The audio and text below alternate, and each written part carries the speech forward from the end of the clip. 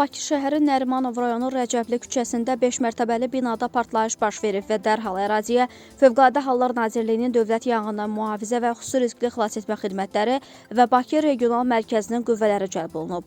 Fövqəladə Hallar Nazirliyi qüvvələri tərəfindən həyata keçirilən operativ xilasetmə əməliyyatı sayəsində 7 nəfər xilas edilib, ərazidə müvafiq təhlükəsizlik tədbirləri görülüb.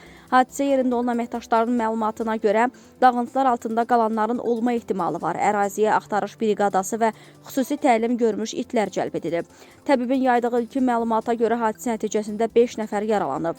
Afyon Plazanın sahibi Əbülfət Əliyev bildirib ki, hesab edirlər ki, hadisə qaz sızmasından baş verib. Amma bu binada qaz yoxdur.